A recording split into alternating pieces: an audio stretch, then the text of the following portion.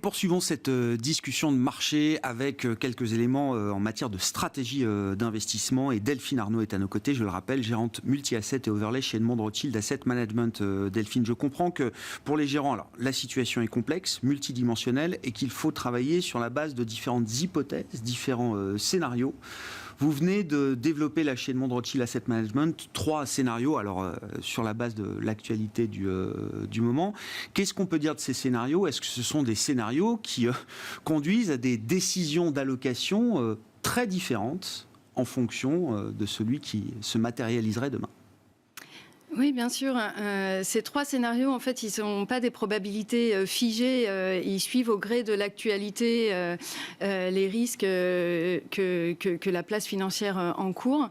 Notre façon d'analyser ce qui se passe en Ukraine, mais également ce qui se passe en Chine avec le Covid, c'est qu'on a 3 chocs fondamentaux qui se superposent.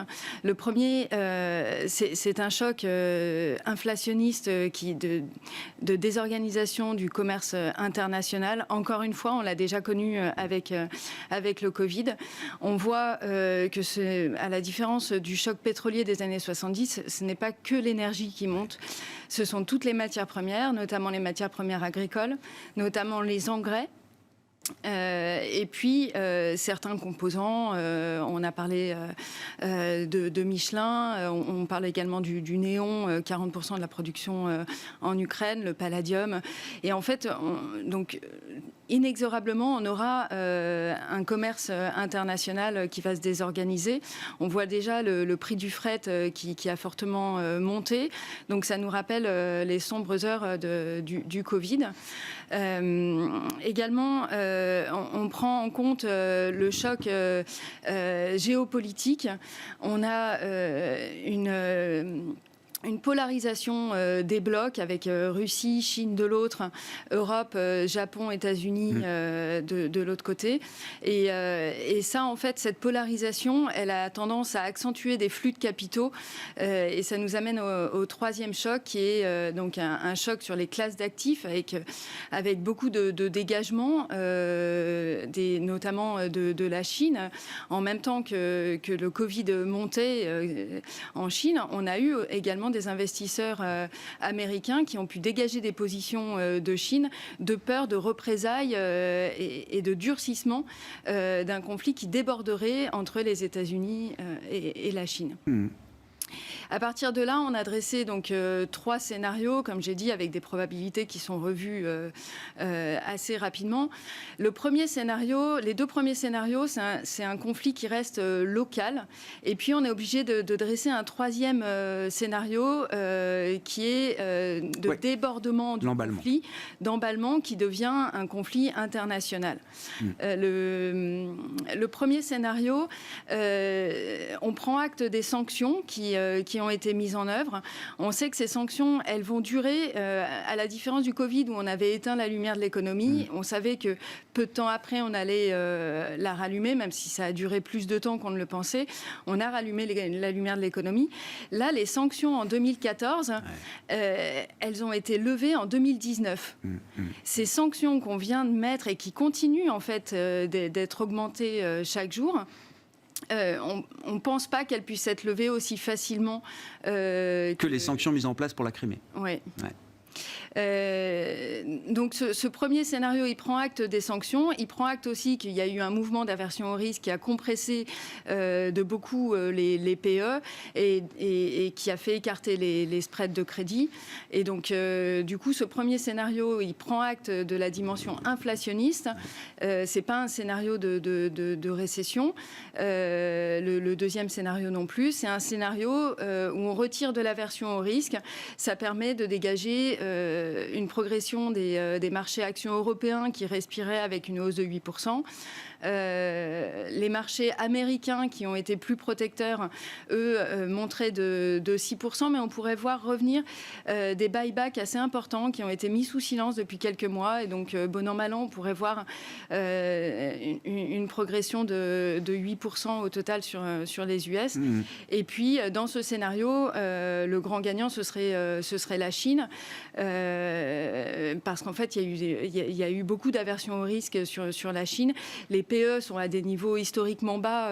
On est à 9 de PE sur le MSCI China. On était descendu au plus bas à 6 en 2008, à 7 en 2011. Si on est un investisseur de long terme, sur la Chine, on a des points d'entrée qui sont très intéressants. Donc ce premier scénario, c'est l'idée d'une stabilisation un peu générale de la crise ou des crises sanitaires, géopolitiques qui s'accumulent en ce moment, et l'idée qu'on a quand même une croissance suffisamment décente encore pour être constructif sur des classes d'actifs risquées. C'est ça. Oui, donc on prend acte de la facture énergétique qui va augmenter. Ouais. Ça va impacter la croissance européenne en premier lieu, la croissance mondiale. Mais il n'y a pas de choc de confiance. Et puis, au fur et à mesure qu'on va sur un cessez-le-feu, du coup, on dépresse de la prime de risque. Ah ouais. Le deuxième scénario, alors qui est toujours celui où le conflit ne se généraliserait pas. Oui, qu'est-ce qu'il y a de différent, ce scénario alors on reste toujours sur un conflit qui est localisé, mais qui s'enlise. Et là, par contre, on voit une accélération, une escalade dans les sanctions, avec des sanctions qui pourraient toucher à ce moment-là l'énergie, le gaz, le pétrole en Europe. Le premier pas a été fait aux États-Unis, où ils ont mis de telles sanctions. C'était assez immune pour eux. Pour nous, les Européens, ce sera lourd de conséquences. Et là, on va plutôt sur un scénario d'inflation par rationnement. Et donc là, c'est un peu plus compliqué pour la croissance. Et il va falloir faire des calculs sur les marges des sociétés, réviser à la baisse les croissances bénéficiaires, et on aura peu de répit sur l'aversion au risque. Donc un scénario qui est très inflationniste et qui tue la croissance. Quoi. Qui accélère le ralentissement de la croissance. On n'est pas encore dans un scénario de récession. Et le troisième scénario, c'est là on a une contagion au niveau global de ce conflit, avec un durcissement des discussions entre les États-Unis et la Chine, et avec des fuites de capitaux, une déstabilisation des marchés financiers. Et là, c'est un scénario très sévère. Ouais. Néanmoins, c'est un scénario qu'on ne peut pas exclure. Donc, en moyenne, on est autour de 5% sur ce dernier scénario.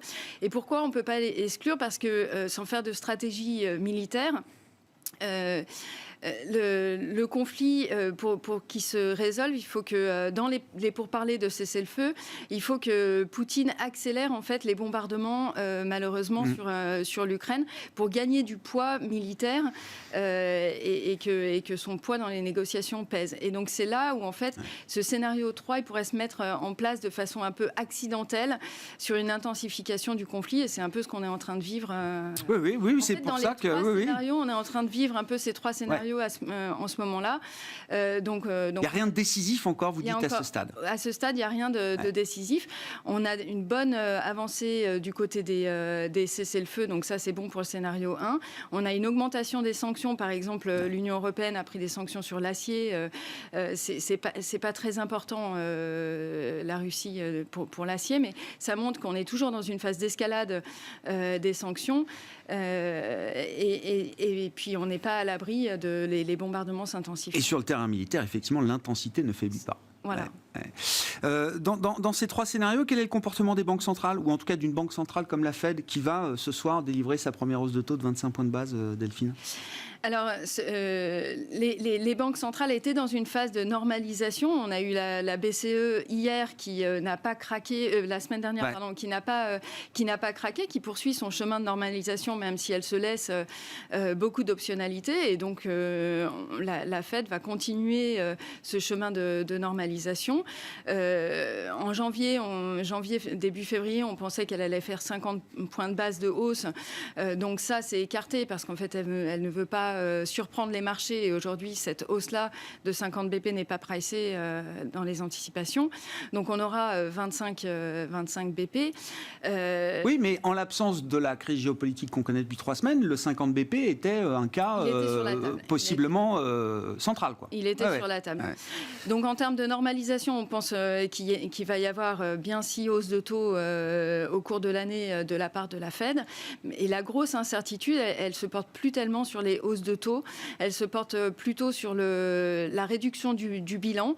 Ça va peser sur les valorisations des actifs risqués. Et puis, l'incertitude, elle se pose aussi sur la valeur terminale dans les dots. Et ça va peser plus fortement sur les valeurs à cash flow, à croissance élevée, dont les cash flows de long terme pèsent dans les valorisations. Et la conversation sur ce qu'on appelle le taux terminal ou le taux neutre, jusqu'où je peux remonter mes taux directeurs au regard de la croissance potentielle de mon économie, cette conversation, c'est plutôt à la baisse ou à la hausse? On a plutôt tendance à penser que le taux terminal est inférieur à ce que projette la Fed aujourd'hui, ou est-ce qu'il y a une possibilité qui soit peut-être plus élevée que ce qu'on imagine? Non, alors le taux terminal, il a plus de marge de manœuvre à la hausse. Et on est plutôt sur une hausse du taux terminal. On l'estime quoi, entre 2,25 et 2,50, c'est ça aujourd'hui? On est à 2,50. Et donc la crainte pour les marchés actions, et notamment les marchés à forte croissance type Nasdaq, c'est plutôt une augmentation de ce taux terminal, une accélération du rythme de hausse des taux et une baisse des valorisations conséquentes. En fait, quand on fait l'exercice sur le Nasdaq, quand on le compare par exemple au Russell 2000, le Russell 2000, donc les valeurs plutôt plus petites sociétés, un peu plus value, avaient commencé leur chemin de baisse dès 2020. Dès 2021, alors que pour le Nasdaq, la baisse, elle a commencé en novembre de fin 2021 et elle s'est accélérée en janvier. En fait, si on regarde la composition de la valorisation du Russell 2000, on a à peu près 40% de cette valorisation qui correspond à de la book value, donc de l'actif en compte, plus 3 années d'anticipation de résultats. Ouais. Et donc, du coup, en fait, on a moins de 50% de la valorisation qui correspond à de la croissance de résultats à plus de 3 ans. D'accord. Alors que sur le Nasdaq, en fait, on est à près de 75%. On actualise très, très loin. On actualise très, très loin. On est à plus de 75% de la valorisation du Nasdaq. Qui est lié au cash flow futur. Qui est lié au cash flow futur. Et donc, du coup, qui est très, très sensible au taux. Alors même que le PE du Nasdaq, aujourd'hui, il est à peu près à 21. On a connu des 34 en 2020, c'est une dimension importante. Et l'autre dimension pour comparer le Russell et le Nasdaq, c'est également que sur le Russell, on a des valeurs plus domestiques, plus tournées vers l'énergie, alors que sur le Nasdaq, on a à peu près 45% des valeurs de Nasdaq, ce sont les 5 grosses darlings de la cote. Globalisées, mondialisées. Qui sont mondialisées et qui sont plus soumises au commerce international. Réponse ce soir, concernant la Fed, en tout cas, le 25 points de base semble acquis. La question est celle de la communication et du message qui accompagneront donc cette première hausse de taux de la Fed attendue ce soir, avec 5 heures de décalage seulement, vous le savez, avec la côte est des États-Unis qui sont déjà passées à l'heure d'été. Donc rendez-vous à 19h pour la décision et 19h30 pour la conférence de presse de Jérôme Powell. Merci à vous deux, Delphine Arnaud qui est avec nous, je le rappelle, gérante multi-asset et overlay chez Edmond Rothschild Asset Management, et Jean-Jacques Ohana, consultant indépendant et membre du board de la FinTech AI for Alpha, les invités de Smart Bourse à la mi-journée. On se retrouve en fin d'après-midi à 17h pour une nouvelle heure d'émission sur Bismart.